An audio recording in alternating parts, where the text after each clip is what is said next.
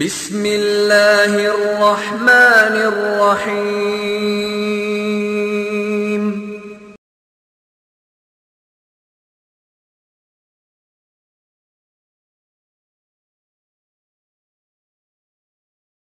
ان الحمد للہ نحمده ونستعینه ونستغفره ونعوذ باللہ من شرور انفسنا ومن سیئات اعمالنا من يهده الله فلا مضل له ومن يضلل فلا هادي له واشهد ان لا اله الا الله وحده لا شريك له واشهد ان محمدا عبده ورسوله اما بعد فان خير الحديث كتاب الله وخير الهدي هدي محمد صلى الله عليه وسلم وشر الأمور محدثاتها وكل محدثة بدعة وكل بدعة ضلالة وكل ضلالة في النار۔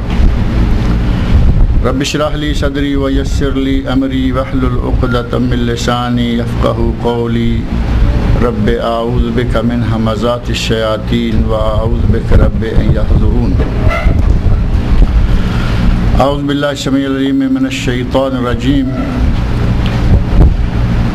وجوہ یومئذ ناعمہ لسعیہا راضیہ فی جنت عالیہ لا تسمع فیہا لاغیہ فیہا عین جاریہ فیہا سرر مرفوعہ واکواب موضوعہ ونمارق مصفوفہ وزرابی مبثوثہ۔ یہ سورۃ الغاشیہ ہے جس کا ترجمہ اور تفسیر یا تشریح پچھلے درس میں شروع کی گئی تھی، اور اس سورت کے نبی اکرم صلی اللہ علیہ وسلم کے جمعہ اور عیدین کی نمازوں میں پڑھنے سے اس کی اہمیت کا کافی سارا اندازہ ہو جاتا ہے کہ نبی صلی اللہ علیہ وسلم ان بڑے بڑے اجتماعات میں جب جماعت کرواتے تو یہ سورت ایک رکعت میں اور سبح اسم ربک الاعلیٰ ایک میں، پہلی میں اعلیٰ اور دوسری میں یہ غاشیہ پڑھا کرتے تھے۔ اس صورت میں کچھ لوگوں کا تذکرہ جو دنیا میں عمل تو کرتے ہیں لیکن اپنی مرضی سے سنت کے خلاف اور دین میں ایجادات یا بدعات ان کا ارتکاب کرتے ہیں، اس کا نتیجہ یہ ہوتا ہے کہ وہ جب قیامت کے دن اللہ کے سامنے پیش ہوں گے تو وہاں انہیں اپنے عمل کا کوئی بدلہ نہیں ملے گا، کیونکہ ان کا عمل سنت کے مطابق نہیں، اور جو قرآن و سنت کے مطابق نہیں اس کا کوئی بدلہ نہیں، بلکہ الٹا بدعت کام ہے، بدعت ایک عمل ہے لیکن سنت نہ ہونے کی وجہ سے ثواب کی بجائے اس پر گناہ ہوگا۔ تو یہ وہ چہرے ہوں گے جن کے بارے میں اللہ نے فرمایا عاملۃ ناصبہ۔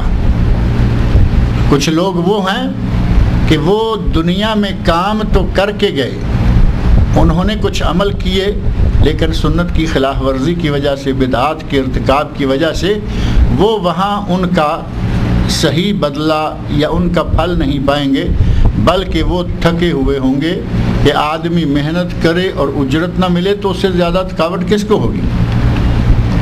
ایک گروہ یہ ہے جو کہ باوجود عمل کے جہنم میں جائیں گے، تسلا نارن حامیہ، اور جہنم میں تسقى من عین آنیہ لیس لهم طعام الا من ضریع لا یسمن ولا یغنی من جوع۔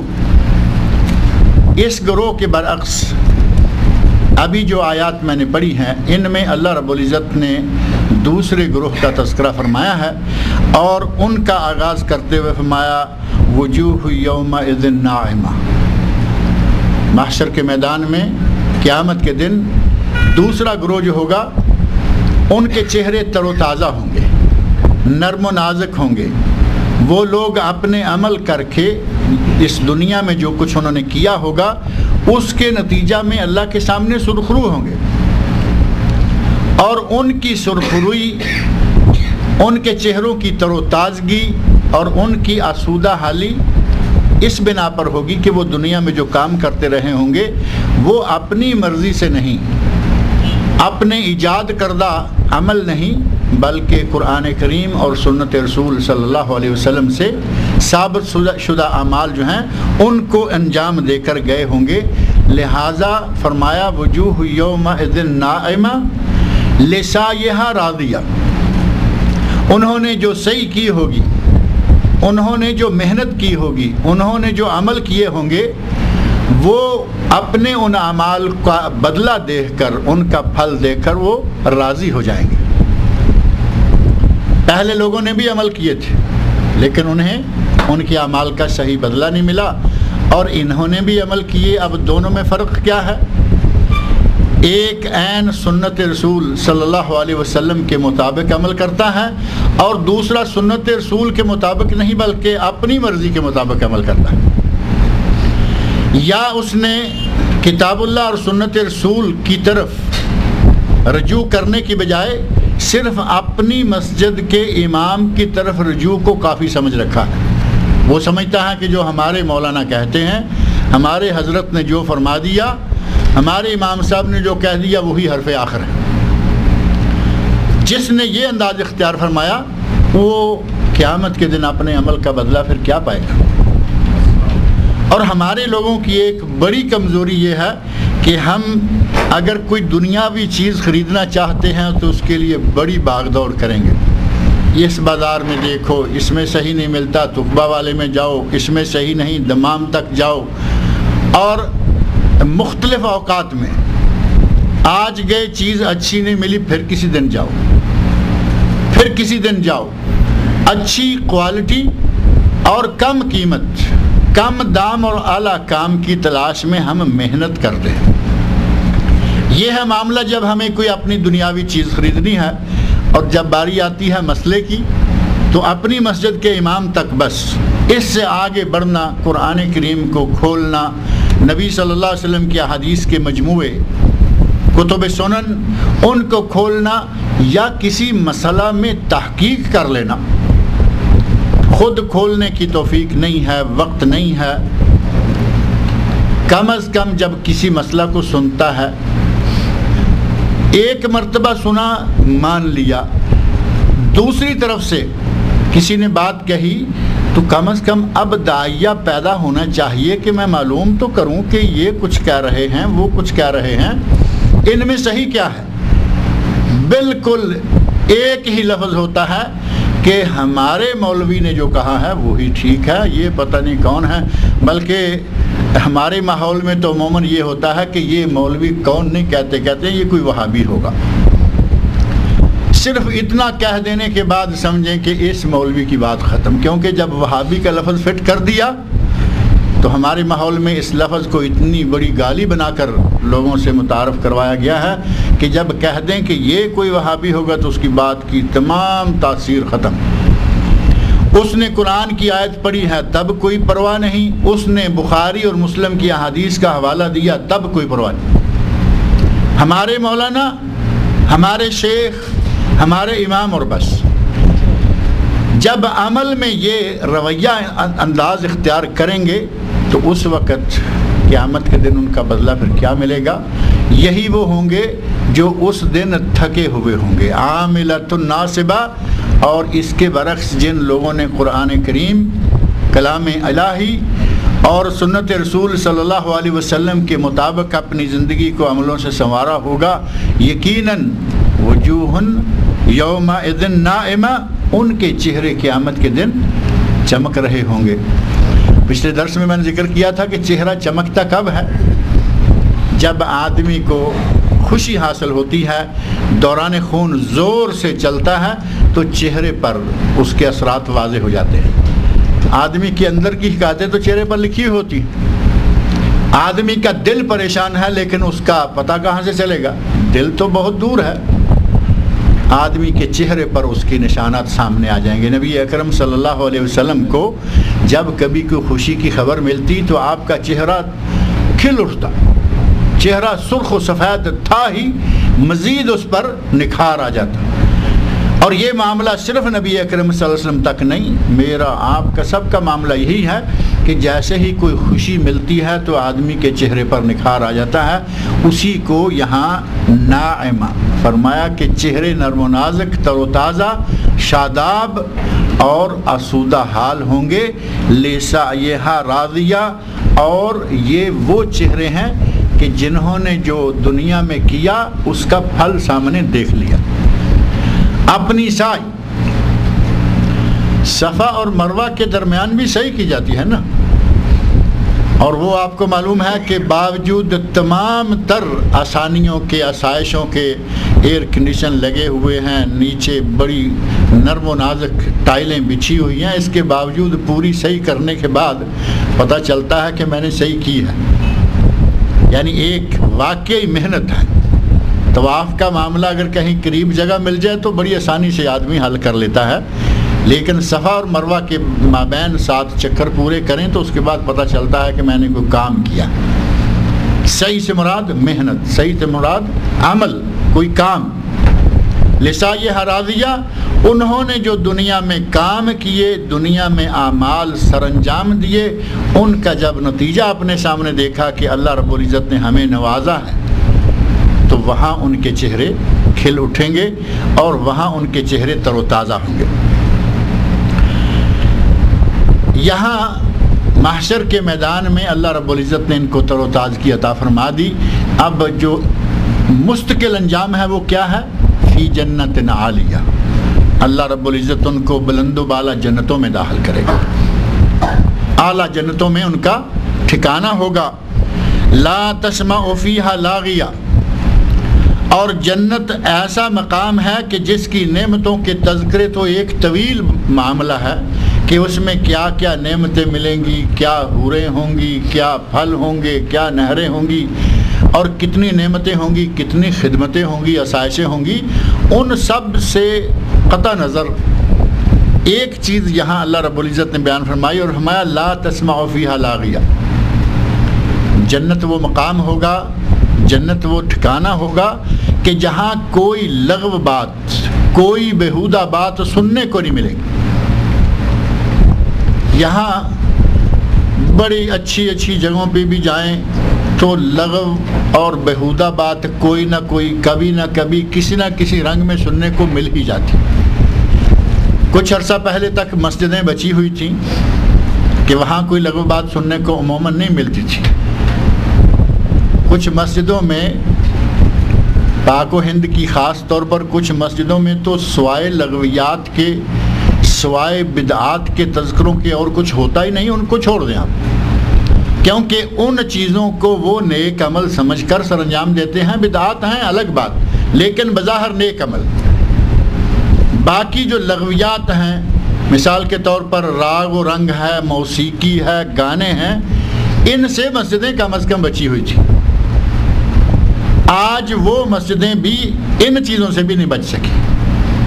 آپ کے علم میں ہے، نماز باجماعت کھڑی ہے، حرم شریف مکہ مکرمہ ہے، مسجد حرام ہے، مسجد نبوی ہے، یہاں کی کوئی بھی مسجد ہے، آپ کبھی نہ کبھی سنتے ہوں گے کہ اچانک میوزک بجنا شروع ہو جاتا ہے۔ مسجد جماعت ہو رہی ہے، ہونے والی ہے، ہو چکی ہے، میوزک شروع ہو گیا۔ یہ دنیا ہے، یہ دنیا میں ہماری عبادت گاہ ہے، عبادت گاہ ہونے کے باوجود یہاں میوزک بجنا شروع ہو گیا۔ ہمارے موبائل میں آج کل لوگوں نے، نوجوانوں کے شوق بھی بڑے بڑے عجیب ہوتے ہیں۔ ایک ٹیلی فون کی اپنی بیل ہے جس کو آپ کامن بیل کہہ سکتے ہیں سب کے لیے، وہ نہیں رکھیں گے۔ اپنی مرضی اور اپنی پسند کا گانا، یا تو کئی لوگوں نے پورے گانے داخل کروائے ہوئے ہیں، پورا گانا۔ کئی لوگوں نے ان گانوں کا جو میوزک صرف ہوتا ہے الگ سے وہ داخل کیا ہوا ہے، یعنی نماز پڑھتے ہوئے بھی وہ اپنی نمازوں کو بھی میوزیکل کرتے جا رہے ہیں۔ وہ چیز جو نبی صلی اللہ علیہ وسلم کی احادیث کی روشنی میں مسلمان کے، انسان کے دل میں نفاق پیدا کرنے والی ہے، وہ چیز ہم مسجد میں نماز کے دوران بھی کسی نہ کسی بہانے، کسی نے شوق سے اور کسی نے مجبوری میں سنی۔ جنت میں اللہ رب العزت نے فرمایا کہ کوئی لغو بات، کوئی بیہودہ بات، کوئی اس قسم کی چیز بالکل نہیں آئے گی۔ اور یہ بات اللہ رب العزت نے قرآن کریم کے متعدد مقامات پر ذکر فرمائی ہے۔ یہاں بھی ہے سورہ نبا 30ویں سپارے کا جہاں سے آغاز ہوتا ہے، اس سورت کی ایک آیت ہے لا یسمعون فیہا لغوا ولا کذابا، آیت نمبر 35 ہے کہ اللہ رب العزت جن کو جنت میں داخل کر دے گا ان کو جنت میں کوئی لغو بات اور کوئی جھوٹی بات سننے کو نہیں ملے گی۔ یہاں جھوٹ سوٹ بھی جگہ جگہ ہے، ہر جگہ ہے، وہاں نہ جھوٹ ملے گا سننے کے لیے، نہ لغو بات سننے کے لیے ملے گی۔ اور صرف یہ 2 مقامات نہیں، قرآن کریم کے 5-7 مقامات ہیں جہاں مختلف الفاظ میں لا یسمعون فیہا لغوا ولا تاثیما، وہاں کوئی گناہ کی بات، وہاں کوئی بیہودہ بات، اور کہیں فرمایا کہ وہاں کوئی جھوٹی بات اور اس قسم کی کوئی واہیات بات وہاں سننے کے لیے نہیں ملے گی، بلکہ وہاں ہر طرف سلام ہی سلام، سلامتی ہی سلامتی ہوگی۔ اللہ رب العزت نے فرمایا کہ ہم اپنے بندوں کو یہ جنت عطا فرمائیں گے، لا تسمع فیہا لاغیہ، جہاں وہ کوئی بیہودہ بات ہرگز نہیں سنیں گے۔ فیہا عین جاریہ، اس جنت میں نہریں بہتی ہوں گی، چشمے بہتے ہوں گے۔ عین اصل میں چشمہ ہے۔ اللہ رب العزت نے جنتوں میں چشموں کے بہنے، جنتوں میں پانی کی نہروں کے بہنے اور میٹھے پانی کے بہنے کو ایک بہت بڑی نعمت کے طور پر ہمارے سامنے رکھا ہے کہ جنت میں چشمے بہ رہے ہوں گے، نہریں جاری ہوں گی، اور جنت میں فیہا سرر مرفوعہ، اللہ رب العزت نے ایسا نقشہ بنا دیا ہے کہ جیسے ہمارے سامنے کم از کم اس زندگی میں جو ہم چیزیں محسوس کر سکتے ہیں، وہ چیزیں جن کا محسوس کرنا ہمارے بس سے باہر ہے، ان سے قطع نظر کم از کم وہ چیزیں جو ہم یہاں محسوس کر سکتے ہیں ان کے بارے میں فرمایا فیہا سرر مرفوعہ، اس جنت میں اونچے اونچے تخت ہوں گے۔ سرر سریر کی جمع ہے، اصل میں چارپائی۔ اللہ رب العزت جنت میں اعلیٰ قسم کے، خوبصورت قسم کے بلند و بالا بیڈ، خوبصورت چارپائیاں، خوبصورت تخت ہمارے لیے سجا کے رکھے ہوئے ہیں۔ اور اللہ رب العزت نے وہاں فرمایا وَأَكْوَابٌ مَوْضُوعَةٌ، کسی کو پیالہ، گلاس، کپ، کوئی برتن تلاش کرنے کی ضرورت نہیں پڑے گی، بلکہ آب خورے یا یہ پیالے کہہ لیں، یہ سارے موجود ہوں گے، بھرے ہوئے۔ اور کس چیز کے بھرے ہوئے؟ پانی ہے تو میٹھا، شہد ہے، اور ایک لفظ شراب ہے، شرابن طہورا۔ جنت میں اللہ رب العزت پاکیزہ شراب بھی مہیا کریں گے۔ اب جو شراب طہور ہے وہ کیا سمجھتے ہیں کہ وہاں بھی اگر وہ ایک پیالہ پی لیا تو جیسے یہاں گرتے پڑتے پہلے تھانے میں اور بعد میں محکمہ میں آئے ہوئے ہوتے ہیں، کورٹ میں، وہاں ایسا نہیں ہوگا۔ وہ شراب طہور ہوگا، مزیدار ہوگا، لیکن اس میں نشہ، یہ جس سے آدمی دیوانہ ہو جاتا ہے، پاگل ہو جاتا ہے، یہ چیز اس میں نہیں ہوگی۔ ہمارے تو شاعروں نے بھی مذاق اڑایا نا شراب طہور کا، کہا کہ ملا اور زاہد ہمیں شراب طہور کے صرف سبز باغ دکھاتا ہے، کہتا ہے کہ اپنے لیے حور و قصور، کہیں شراب طہور۔ وہ کہتا ہے ملا کیا بات ہے تمہارے شراب طہور کی، نہ خود پیو نہ کسی کو پلا سکو، کیا بات ہے تمہارے شراب طہور کی۔ یہ بدبخت جو یہاں پینے والے ہیں انہی میں سے کوئی کہنے والے بھی ہیں، مولوی کو کہتا ہے کہ تمہارے شراب طہور کی بھی کیا بات ہے، نہ تم خود پی سکتے ہو نہ کسی کو پلا سکتے ہو۔ اللہ رب العزت ہم سب کو یہ شراب طہور عطا فرمائے۔ جنت میں انشاءاللہ ملا بھی پیے گا، ملا کے ساتھ والے بھی پیئیں گے، وہاں ان لوگوں کو نصیب نہیں ہوگی جو یہاں پیتے، کیونکہ وہ جو لوگ یہاں سونا استعمال کرتے ہیں، جو یہاں ریشم استعمال کرتے ہیں عورتوں کو چھوڑ کر، کیونکہ ان کو تو جائز ہے، جو لوگ یہاں شراب پیتے ہیں ان لوگوں کا مقدر نہ شراب ان کے مقدر میں ہوگی، اور جہاں وہ شراب ہوگی وہ جگہ پر کیسے مقدر میں ہوگی۔ نبی اکرم صلی اللہ علیہ وسلم نے فرمایا کہ جو آدمی ٹخنوں سے نیچے کپڑے کو لٹکاتا ہے ما اسفل من الکعبین ففی النار، جو ٹخنوں سے نیچے ہیں وہ جہنم میں گیا۔ تو کئی آدمی سوچتے ہیں، کہتے ہیں کہ چلے جی ٹخنے کے نیچے کا کپڑا جہنم میں گیا، کپڑا جہنم میں گیا تو جو پہننے والا ہے وہ کہاں گیا؟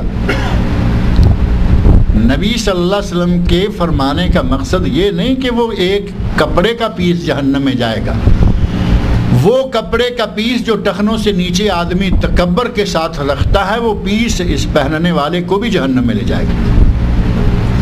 اللہ رب العزت نے وہاں ہمارے لیے بڑے اعلیٰ انتظام کر رکھے ہیں۔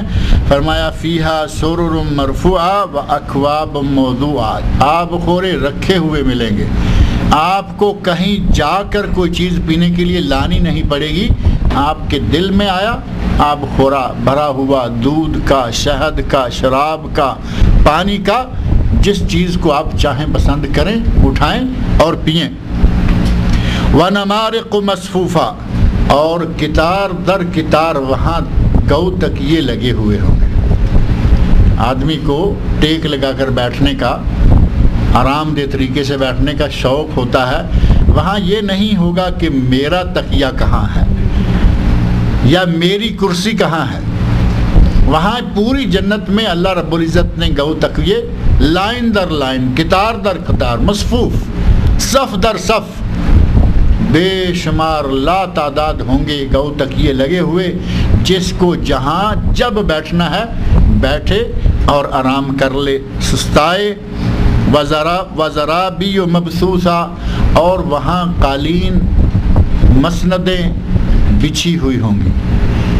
ساری کی ساری جنت کو اللہ رب العزت نے بہترین خوبصورت قالینوں اور مسند سے مخملی، نرم و نازک۔ یہاں ہمارے لوگ تلاش کرتے رہتے ہیں کہ کارپٹ ہو اور نرم ہو، پھر کہیں گے کہ ایرانی، کوئی کہے گا نہیں فلاں ملک کا۔ اللہ رب العزت نے فرمایا کہ جنت میں تمہارے لیے سب سے نرم و نازک قالین اور مسندیں تیار ہیں، بچھی ہوئی ہیں۔ اللہ رب العزت نے ہمارے لیے جنت میں کیا کیا کچھ رکھا ہوا ہے۔ اور اب آگے کی آیات میں اللہ رب العزت نے توجہ دلائی اس کائنات کی مختلف چیزوں کی طرف۔ اہل مکہ چونکہ مر کر اٹھنے کے منکر تھے، وہ سمجھتے تھے کہ مر گئے تو مر گئے، اس کے بعد اٹھنا کیا ہے۔ وہ حیات بعد الموت کے منکر تھے، اور بعد میں جو نئی دوسری زندگی میں ہونے والے ثواب و عذاب کا معاملہ ہے وہ اس کو نہیں مانتے تھے۔ اللہ رب العزت نے ان کی توجہ اس طرف دلائی کہ ان کائنات کی مختلف چیزوں کو دیکھو، جو ان چیزوں کو بنانے پر قادر ہے، وہ کیا تمہیں دوبارہ زندہ کرنے پر قادر نہیں ہو سکتا؟ ان چیزوں میں سے سب سے پہلے فرمایا افلا ينظرون الى الابل کیف خلقت، کیا تم اونٹ کو نہیں دیکھتے ہو کہ اللہ نے اس کو کیسا بنایا؟ سب سے پہلی مثال جو دی وہ جہاں قرآن نازل ہو رہا تھا، عربوں میں، مکہ والوں میں، جہاں ان کی سواری سب سے قیمتی سواری، اعلیٰ سواری جو تھی وہ اونٹ ہی تھا۔ اونٹ ہی کو سامنے رکھا، سب سے پہلے فرمایا کہ دیکھو یہ اونٹ ہے، اللہ رب العزت نے اس کو کیسا بنایا ہے۔ یہ بہت بڑا جانور ہے، لیکن چھوٹے سا انسان کا بچہ نکیل ہاتھ میں لیے جدھر چاہے لیے چلا جا رہا ہے۔ اللہ نے اتنا بڑا جانور بنایا اور اس کو تمہارے مسخر کر دیا۔ اس کا دودھ تم پیو، اس کا گوشت تم کھاؤ، اس کی روئی سے تم فائدہ اٹھاؤ، اس سے باربرداری کا کام لو، اس سے سواری کا کام، صرف سواری کا کام بھی دیتا ہے اور باربرداری کا بھی۔ آج تک بھی اونٹوں کے ساتھ بعض علاقوں میں باربرداری کی جاتی ہے، سامان ادھر سے ادھر لے جانا، آج تک بھی اونٹ وہاں ذریعہ۔ اللہ رب العزت فرمایا کہ اونٹ کو دیکھو کہ اللہ نے اس کو کیسا بنایا ہے۔ زمانہ طالب علمی میں عرصہ اس بات کو گزر گیا ہے، ایک خطبہ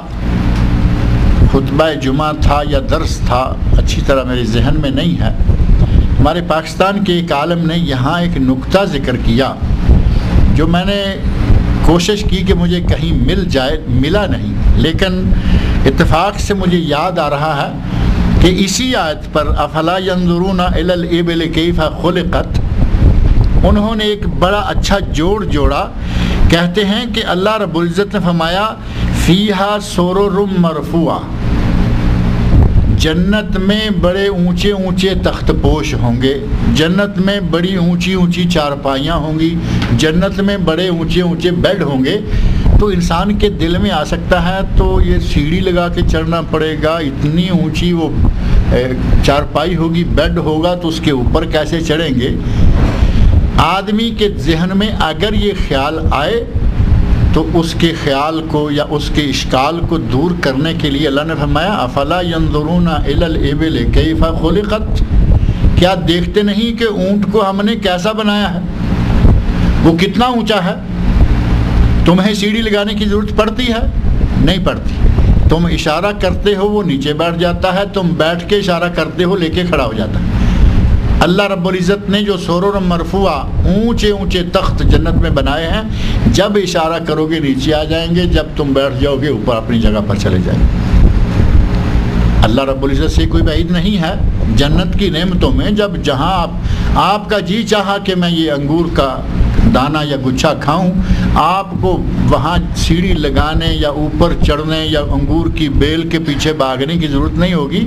اللہ کے فضل سے وہ آپ کے سامنے دھلا ہوا پلیٹ میں رکھ دیا جائے گا. تو اسی طرح ممکن ہے کہ اللہ رب العزت نے وہاں جو ہمارے لیے تخت رکھنے ہیں، وہ جیسے اونٹ ہمیں بیٹھ کر اپنے اوپر بٹھا کر اٹھ جاتا ہے، وہ تخت بھی اللہ رب العزت نے اسی طرح کے رکھے ہوئے ہوں. اور اللہ اپنے ہر کام پر قادر ہے. اللہ واللہ غالب علی امرہ، اپنے امور پر، اپنے معاملات پر، ہر چیز پر وہ غالب اور قادر ہے.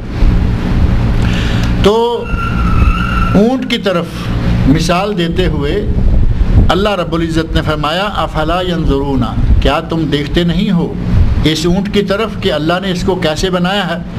وَإِلَى السَّمَاءِ كَيْفَ رُفِعَتْ، کیا تم آسمان کو نہیں دیکھتے ہو کہ اللہ نے زمین اور آسمان کے درمیان کتنا فاصلہ، کتنا اونچا کر دیا اس کو. سائنسدانوں نے جمع تفریق کر کے جو حسابات لگائے ہیں وہ کہتے ہیں کہ 500 شمسی سال، 500 سال کا فاصلہ ہے زمین اور آسمان کے درمیان. آسمان اتنا اونچا ہے کہ 500 سال کا فاصلہ ہے، یعنی 500 سال لگتے ہیں اگر کوئی اس کو اس پر چڑھنا چاہے، اس سفر کو طے کرنا چاہے. اتنی اونچائی پر ہے. کہیں کوئی ستون نظر آیا کبھی کسی کو؟ کوئی ستون نہیں ہے.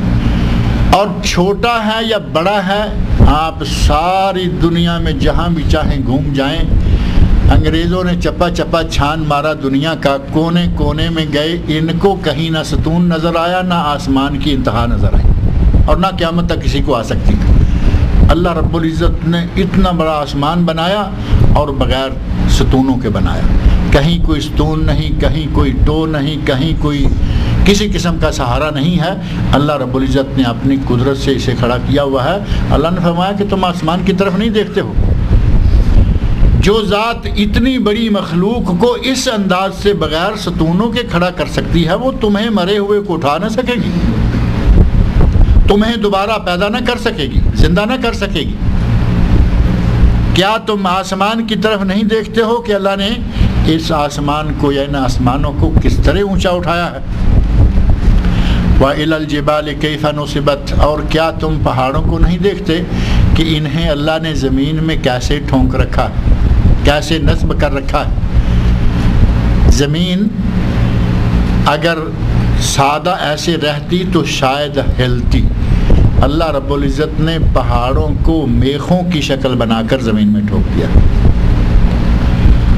اور پہلے تک چونکہ ہمیں یہ بات سمجھ میں نہیں آ رہی تھی کہ اللہ نے یہ پہاڑوں کو نصب کرنے یا پہاڑوں کو میخیں بنا کر زمین میں ٹھوکنے کی کیا بات کہی.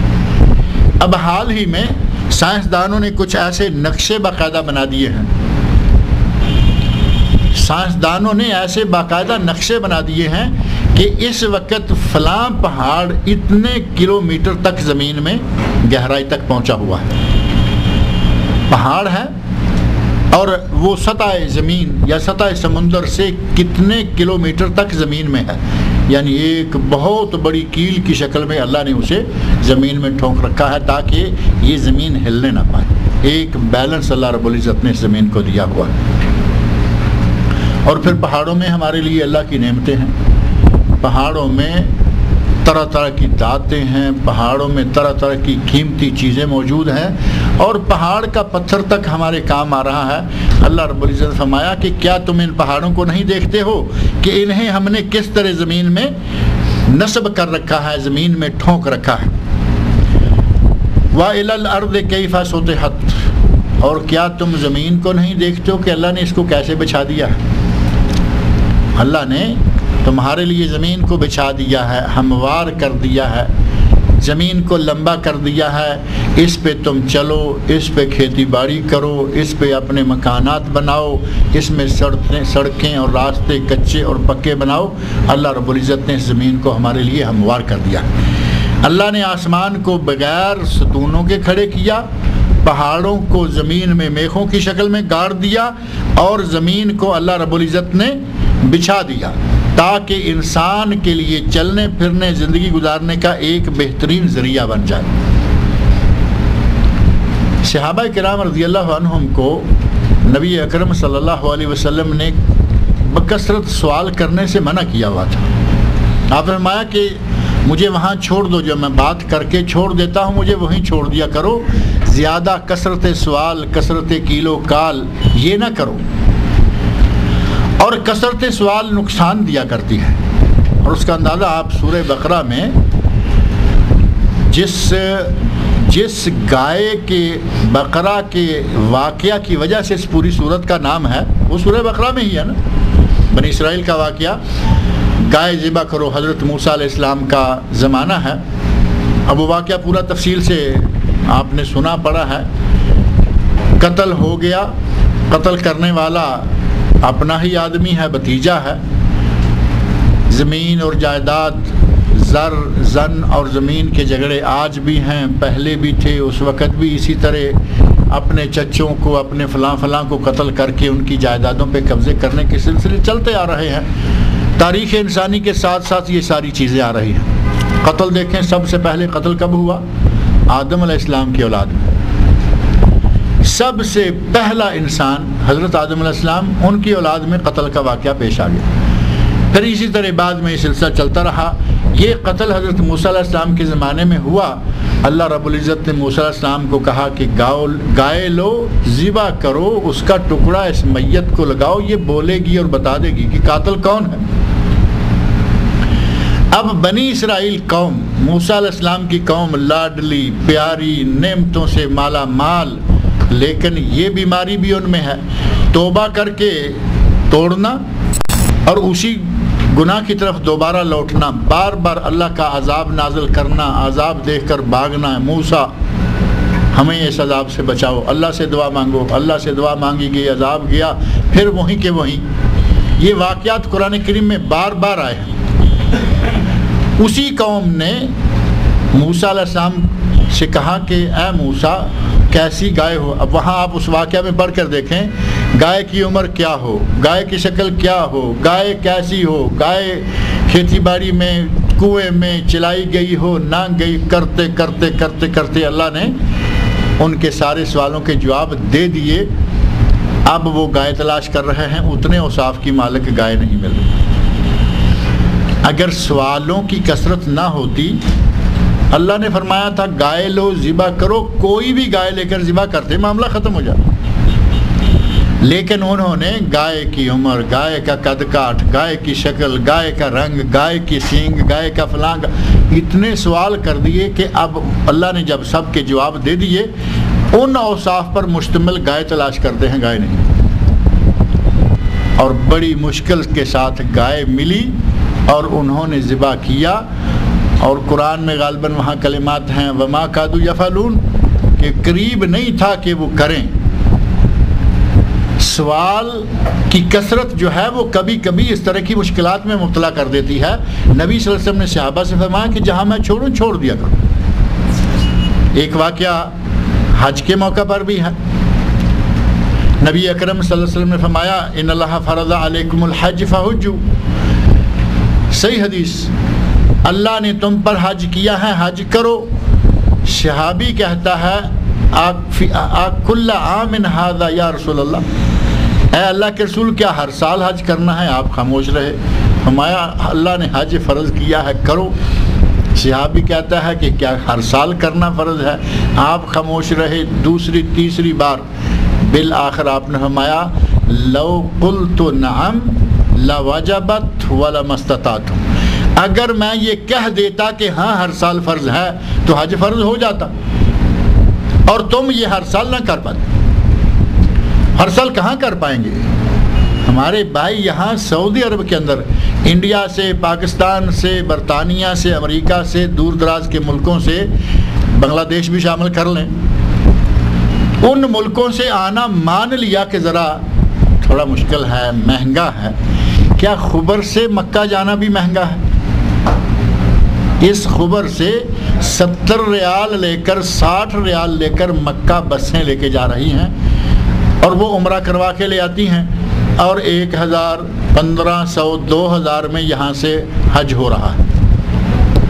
لیکن آپ ایسے لوگ کبھی نہ کبھی کوئی نہ کوئی آدمی سنیں گے، کہیں گے کہ جی ہمیں 35 سال ہو گئے ہیں یہاں سعودی عرب میں رہتے ہوئے۔ تو حضرت حج کتنی مرتبہ کیا ہے؟ ہاں پہلے سال ہی کر لیا تھا، یہ تو بڑا اچھا کام کیا کہ پہلے سال ہی کر لیا۔ پھر کتنی مرتبہ؟ پھر دوبارہ گئے ہی نہیں، دوبارہ گئے ہی نہیں۔ ایک یہ ہے کہ اللہ کے گھر کے قریب، اللہ کے گھر والے ملک میں رہتے ہوئے 35 30 20 15 سال حج نہیں کرتے۔ حالانکہ نبی اکرم صلی اللہ علیہ وسلم فرماتے ہیں، ایک قدسی حدیث میں اللہ فرماتا ہے ان عبدا صححت له فی جسمہ، ہم نے اپنے بندے کے جسم میں صحت، بندے کو تندرستی بخشی، ووسعت علیہ فی المعیشہ، اسے معیشت میں بھی وسعت دی، مال و دولت بھی دیا، تمضی علیہ 5 اعوام لا یفد الیہ، اس پر 5 سال گزر جاتے ہیں پھر بھی ہمارے پاس نہیں آتا۔ 5 سال گزر جانے کے بعد ہمارے پاس۔ اب حج کو اللہ کے نزدیک کتنا مقام حاصل ہے، حج کی کیا عظمت ہے۔ اللہ نے سفر حج کو سفر الی مکہ نہیں کہا، سفر الی بیت اللہ نہیں کہا، بلکہ لا یفد الیہ، اللہ نے فرمایا کہ یہ میری طرف نہیں آتا۔ سفر حج یہ سفر مکہ نہیں، یہ سفر بیت اللہ نہیں، یہ سفر الی اللہ ہے، یہ اللہ کی طرف سفر ہوتا ہے۔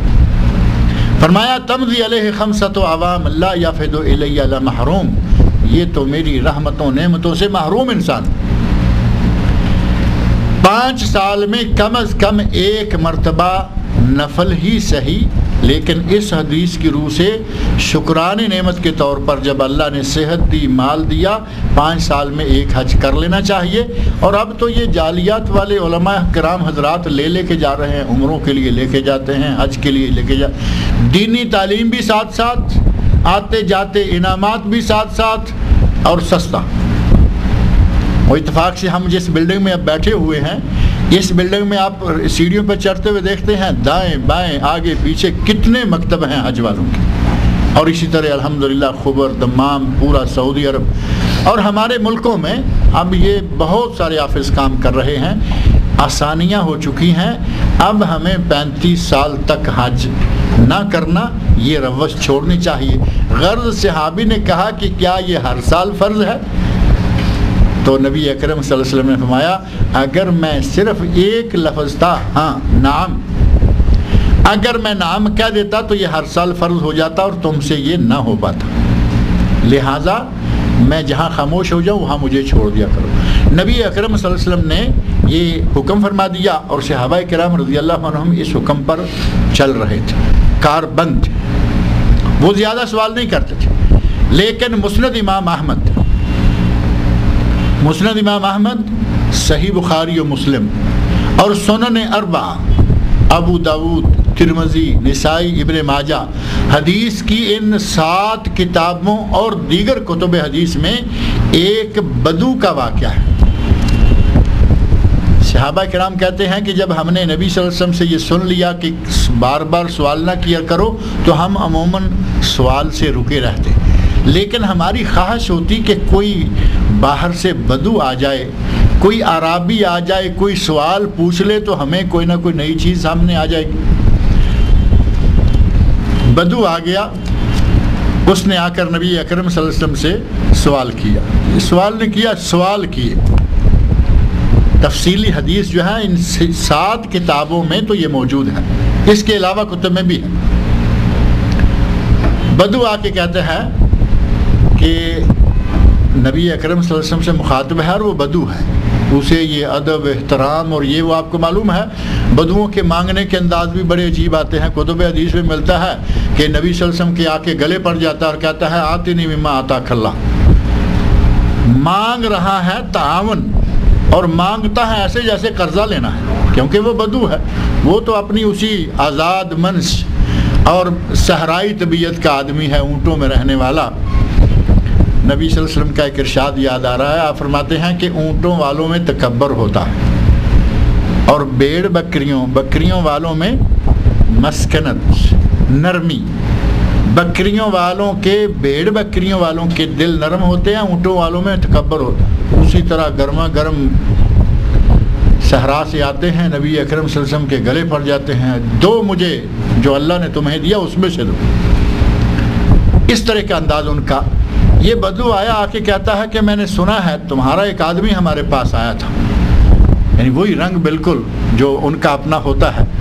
تمہارا ایک آدمی ہمارے پاس آیا تھا، اس نے کہا کہ وہ تم کہہ رہے ہو کہ میں اللہ کا نبی ہوں؟ آپ نے ارشاد فرمایا ہاں۔ اس آدمی نے سچ فرمایا، صدق، اس نے سچ کہا ہے، میں اللہ کا نبی ہوں۔ تو کہتا ہے کہ یہ آسمان کس نے بنایا ہے؟ فرمایا اللہ نے۔ یہ زمین کس نے بنائی ہے؟ فرمایا اللہ نے۔ یہ پہاڑ کس نے بنائے ہیں؟ فرمایا اللہ نے۔ فرمایا کہ جس نے زمین، آسمان اور یہ پہاڑ بنائے ہیں، کیا اسی نے تمہیں یہ حکم دیا ہے کہ ہم لوگ روزانہ 5 نمازیں پڑھا کریں؟ اللہ کے نبی نے فرمایا ہاں، اسی کا حکم ہے کہ روزانہ 5 نمازیں پڑھو۔ اسی نے حکم دیا ہے کہ زکوٰۃ دو؟ فرمایا ہاں۔ اسی نے حکم دیا ہے کہ رمضان کے روزے رکھو؟ ہاں۔ اسی کا حکم ہے کہ ہم حج بھی کیا کریں؟ فرمایا ہاں۔ یہ سوال کیے جا رہا ہے، سوالات کیے، اور آخر میں کہتا ہے مجھے اللہ کی قسم ہے، قسم ہے مجھے اس ذات کی جس کے قبضہ قدرت میں میری جان ہے، آج کے بعد میں ان باتوں میں سے کسی چیز کو نہیں چھوڑوں گا، کوئی کمی نہیں کروں گا اور نہ ہی کوئی زیادتی کروں گا۔ بدعتوں کا گلا اس بدو نے وہیں گھونٹ دیا کہ میں اپنی طرف سے کوئی زیادتی نہیں کروں گا۔ ہمارے ملا نے تو دین میں زیادتی کر کے اتنا کچھ بنا دیا۔ اس بدو نے کہا کہ نہ میں کوئی چیز بڑھاؤں گا نہ گھٹاؤں گا۔ یہ کہا اور بدو چل دیا۔ نبی اکرم صلی اللہ علیہ وسلم نے شاہ مایا، اگر اس نے سچ کر دکھایا، ان صدقہ، اگر اس نے جو کہا ہے ان باتوں کو سچ کر دکھایا، اس نے اس پر پورا عمل کر دکھایا، لَيَدْخُلَنَّ الْجَنَّةَ، تو یہ یقیناً جنت میں داخل ہو جائے گا۔ نبی اکرم صلی اللہ علیہ وسلم کے سامنے عرابی نے آ کر زمین، آسمان، پہاڑ، ساری چیزوں کے بارے میں سوال، نماز، روزہ، حج، زکوٰۃ، سب چیزوں کے بارے میں سوال کر لیے، اور آخر میں نبی اکرم صلی اللہ علیہ وسلم نے فرما دیا اگر اس نے یہ سچ کر دکھائی اپنی بات تو یہ سیدھا اور یقیناً جنت میں داخل ہو جائے گا۔ اللہ رب العزت نے ان چیزوں کی طرف توجہ دلاتے ہوئے فرمایا کہ کیا تم دیکھتے نہیں ہو کہ ہم نے اونٹ کو کیسا بنایا؟ کیا تم دیکھتے نہیں کہ آسمان کو ہم نے کیسے اونچا بلند کیا، اٹھایا؟ اور کیا تم پہاڑوں کو نہیں دیکھتے ہو کہ ہم نے ان کو کس طرح گاڑ رکھا ہے؟ وَإِلَى الْأَرْضِ كَيْفَ سُطِحَتْ، اور کیا تم یہ زمین نہیں دیکھتے ہو کہ اس کو ہم نے کیسے بچھایا؟ فذکر، آپ نصیحت کیجئے۔ نبی اکرم صلی اللہ علیہ وسلم کو حکم فرمایا کہ اے میرے نبی آپ نصیحت کر دیں، انما انت مذکر، آپ کی ذمہ داری یا آپ صرف نصیحت کرنے والے ہیں، لست علیہم بمسیطر، آپ ان پر داروغہ بنا کر نہیں بھیجے گئے۔ نبی کی ذمہ داری کیا ہے؟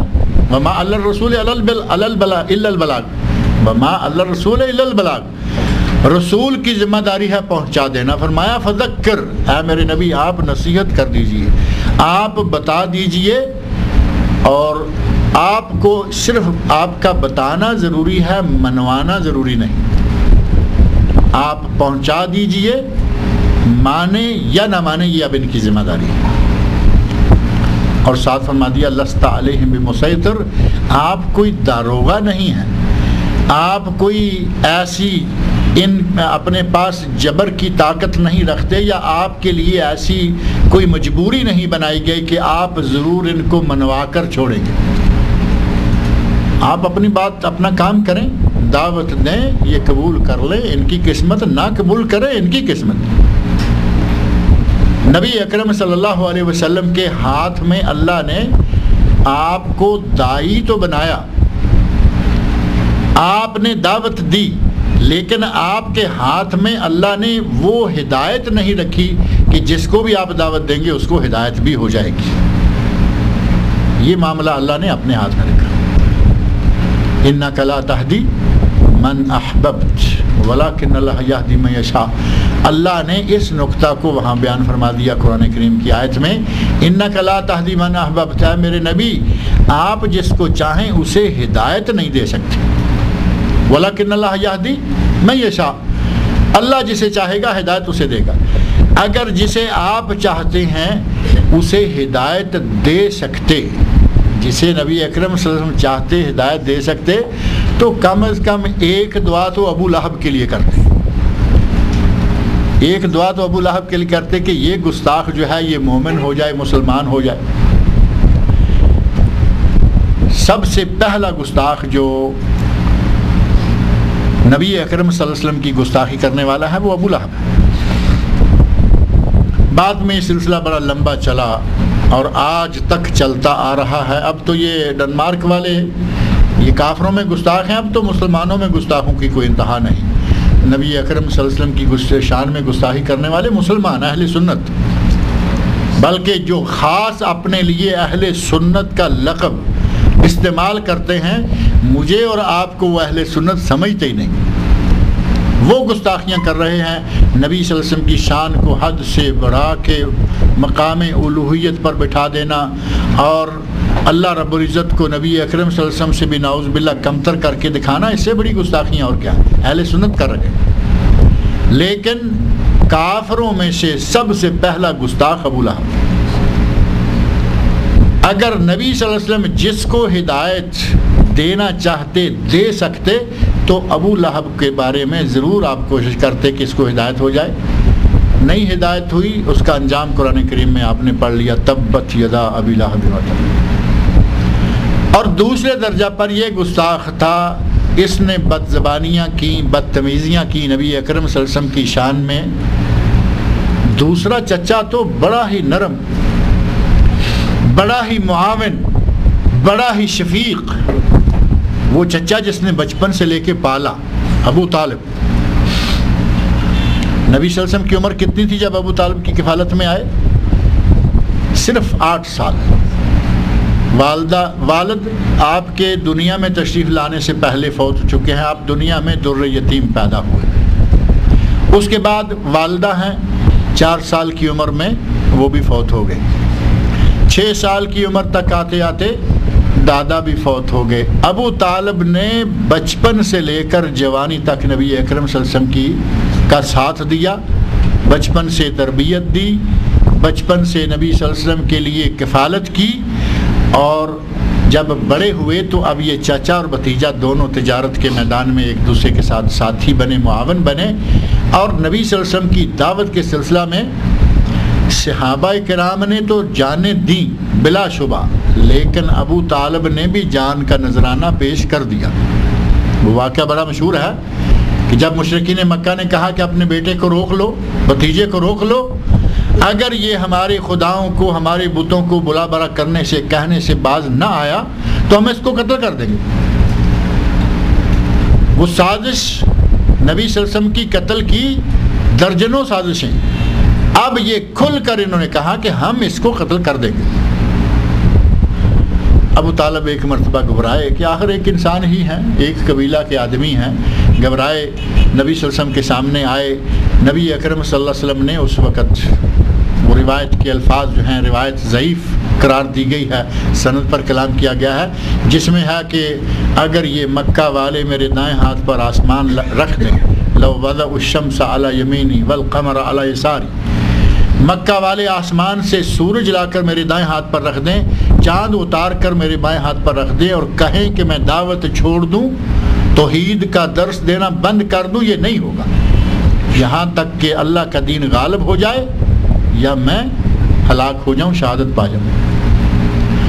نبی اکرم صلی اللہ علیہ وسلم اپنے چچا کی مفاہمت، اپنے چچا کی فہمائش، اپنے چچا کی پیشکش وہ بھی بڑی معروف ہے کہ کچھ دن تم ان کے خداؤں کی اور کچھ دن وہ تمہارے خدا کی، یہ جتنے کمپرومائز کی کوششیں تھیں ان سب کو جب نبی صلی اللہ علیہ وسلم نے رد کر دیا تو چچا نے کہا کہ بھتیجے جو چاہے کرو، آج کے بعد جب تک میں زندہ تب تک تمہارے پاس ان مشرکین کا کوئی آدمی نہیں پہنچ پائے۔ اپنی جان کا نذرانہ پیش کر دیا، لیکن مرے تبھی موت، مرتے ہوئے نبی صلی اللہ علیہ وسلم پاس موجود ہیں اور اپوزیشن کے لوگ بھی وہاں موجود ہیں۔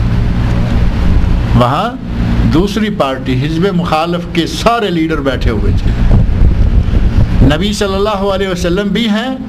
آپ فرماتے ہیں کہ چچا لا الہ الا اللہ پڑھ لو، اور اپوزیشن لیڈر کہتے ہیں نہیں، دیکھو کہیں مرتے مرتے اپنے بھتیجا کی بات پہ نہیں آ جانا۔ اپوزیشن ہمیشہ یہی کچھ کرتی آ رہی ہے، کبھی کبھار اپوزیشن کوئی کہیں کوئی صحیح ہو، نہیں تو عموماً سرکاری کاموں میں، اسلامی کاموں میں اور حکومتی کاموں میں روڑے اٹکانا ہی اپوزیشن کا، یہاں بھی انہوں نے روڑے ہی اٹکائے۔ نبی سے فرماتے ہیں چچا کلمہ پڑھ لو۔ وہ کہتے ہیں دیکھو اپنے باپ دادے کا دین، کہیں مرتے مرتے باپ دادے کا دین نہ چھوڑ دینا، بھتیجے کے دین پہ نہ آ جانا۔ مسلسل دونوں طرف سے چل رہا ہے، آپ کہتے ہیں کلمہ پڑھ لو، وہ کہتے ہیں کہ دین نہ اپنے باپ دادے کا چھوڑ دینا۔ بالآخر اعلیٰ ملت عبد المطلب، کہ میں اپنے باپ دادے کے دین پر ہوں، یہ کہتے ہوئے ابو طالب اس دنیا سے سدھار گئے۔ اگر ہدایت نبی پاک کے ہاتھ میں ہوتی تو کیا سمجھتے ہیں، اتنا شفیق چاچا، اتنا معاون چاچا، اتنا مہربان چاچا، اور آپ اس کو بغیر کلمہ پڑھائے جانے دیتے تھے؟ مجھے تعجب آتا ہے ان لوگوں پر جو یہ ہماری کتابیں لکھتے ہیں، چھاپتے ہیں، اپنی حرکتیں بیان کرتے ہیں، اور لکھی ریکارڈڈ موجود ہیں کہ فلاں حضرت نے سلام پھیرا، دائیں طرف سلام پھیرا تو جتنے لوگوں پر نظر پڑی وہ حافظ قرآن ہو گئے، حضرت نے بائیں طرف سلام پھیرا تو جتنے لوگ تھے پتہ نہیں وہ کیا ہو گئے۔ اللہ کے رسول کی نظروں کے سامنے ساری عمر یہ چچا رہا۔ کیا نعوذ باللہ نبی پاک صلی اللہ علیہ وسلم کی نظر یہ کام نہیں کر سکتی تھی؟ ان کی نظروں سے جاہل ان پڑھ آدمی حافظ قرآن ہو جائے۔ اور خیر ان کا کیا کہنا ہے، ان کی کتابوں میں تو یہ لکھا ہے کہ ہمارے ابا حضور جب پیدا ہوئے تو وہ 10 سپارے حافظ قرآن تھے۔ ان کے یہاں تو پیدائشی حافظ بھی آ رہے ہیں، اگر کسی کی نظر سے ہو جائے تو ان کے یہاں تو یہ انہونی باتیں عام ہیں اور بڑے چسکے لے لے کے بیان کی جاتی ہیں، بڑے مزے لے لے کے یہ واقعات۔ نبی اکرم صلی اللہ علیہ وسلم کا چچا سامنے فوت ہو رہا ہے، نبی صلی اللہ علیہ وسلم دل و جان سے پورے خلوص کے ساتھ چاہتے ہیں کہ چچا مسلمان ہو جائے، چچا مسلمان نہیں ہوا۔ اللہ نے اسی لیے یہ مسئلہ اپنے ہاتھ میں رکھا ہوا ہے اور صاف کر دیا، انک لا تہدی من احببت ولکن اللہ یہدی من یشاء۔ یہاں بھی اللہ نے فرمایا کہ اے میرے نبی فذکر، تم نصیحت کرو، کرتے رہو، انما انت مذکر، آپ صرف نصیحت کرنے والے ہیں، لست علیہم بمسیطر، آپ ان پر داروغہ نہیں ہیں، آپ کو جبار بنا کر نہیں بھیجا گیا کہ آپ ان کو ضرور اسلام میں داخل کریں تب آپ کی ذمہ داری پوری ہوگی، آپ نے پہنچا دیا، آپ کی ذمہ داری پوری ہوگی۔ اللہ رب العزت مجھے اور آپ سب لوگوں کو قرآن کریم پڑھنے، سمجھنے اور اس کے احکام پر عمل کرنے کی توفیق عطا فرمائے۔ چند ایک آیات، زیادہ نہیں ہیں، چند ایک آیات رہ گئی ہیں، اللہ نے چاہا تو انشاءاللہ اگلے درس میں ان پر ذکر کریں گے۔ اللہ تعالیٰ مجھے اور آپ سب لوگوں کو نیک عمل کی توفیق عطا فرمائے۔ بعض لوگوں نے کہا ہے، کسی نے نہیں بھی کہا، تو جتنے بیمار ہیں ان سب کے لیے دعا فرمائیں کہ اللہ رب العزت ان کو شفائے کاملہ عاجلہ عطا فرمائے۔ اسی دوران یہ پرچی بھی ہے جس میں ہمارے کسی بھائی نے لکھا ہے کہ ہمارے دوست رضوان بھائی کا کڈنی اسٹون کا آپریشن ہوا ہے، یعنی کڈنی کی پتھری ہے، تو ان کے لیے دعا کریں کہ اللہ رب العزت ان کو شفائے کاملہ عاجلہ عطا فرمائے۔ تمام مریضوں کو، تمام پریشانوں کو اللہ رب العزت ان کی پریشانیاں اور مرضوں کو دور فرمائے۔ اللہ تعالیٰ مجھے اور آپ سب لوگ